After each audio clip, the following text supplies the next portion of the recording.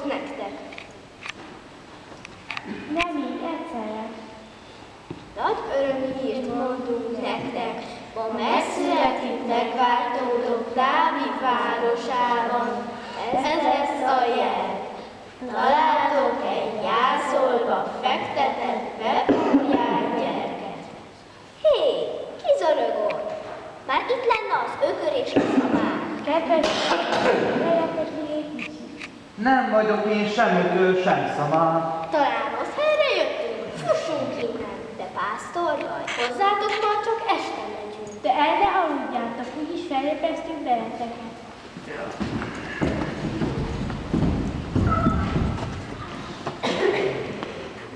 Hát ezeknek kik lehettek?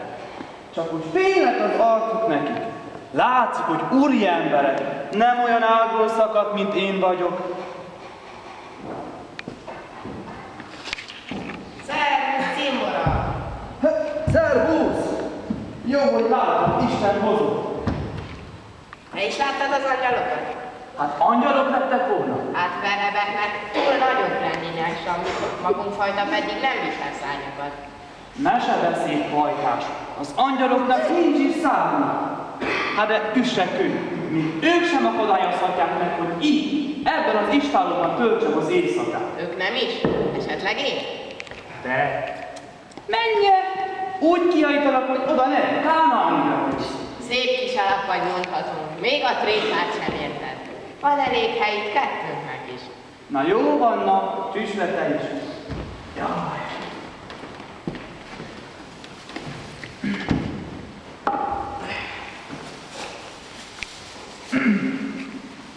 Na mi van? Csak a szállás közös, a kaja nem? Na mi van már, nem akarsz kihajítani? Te tudod, olyan meleg szívű vagyok, hogy a velem egysorsú embereket én mindig is szerettem, nem hajítlak ki. Na jó van, akkor itt egy darab egyet. Köszönöm szépen. Láttad erre felé a csillagot? Hát persze, hogy láttam. Már 3 napja úgy ragyog, hogy alig bírok ránézni. És egyre közelebb jön. Mikor beléptek, de pontosan a ballon fölött volt. És már nem mozgott, megállt. Biztosan téged követek. Mondd csak, te nem vagy egy vándor próféta? Ne tréfálj, hajtás! Mióta az eszemet tudom, csavargó vagyok. De én azt mondom, ez a csillag jelentett. Persze, hogy jelen, itt az este. De honnan podjantál ide, hogy neked csak ezt jelenti? Ha tudni akarod, én Egyiptomból, hogy tudós emberek élnek, bölcsek, csillagászok, nem holmi babonás népség. Akkor felvilágosítta a kedves tudós egyiptomi, hogy egy ilyen csillag megjelenése egyáltalán nem váratlan esemény. Az én népem már régóta várt valakire, a szabadítóra, akit Isten küld el nekünk, hogy békét hozzon a földre. Profétáink sokszor jövendőltek róla, és én egész életemben reméltem abban, hogy meglátom érkezését. Őt jelezni ez a csillag? Igen, talán őt jelzi.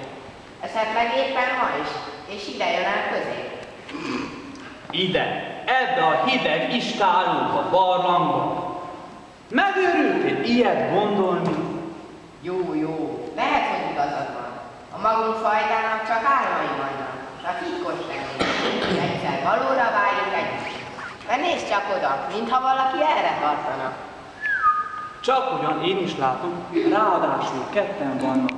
De mi lesz, hogyha ide akarnak ők is jönni, még kiszorítanak bennünket erről a helyről? Hogy mondhatsz ilyeneket? Nem látod, hogy az egyik asszony, aki gyermeket várt? És ha ők az istáló gazdái, inkább bújjunk el!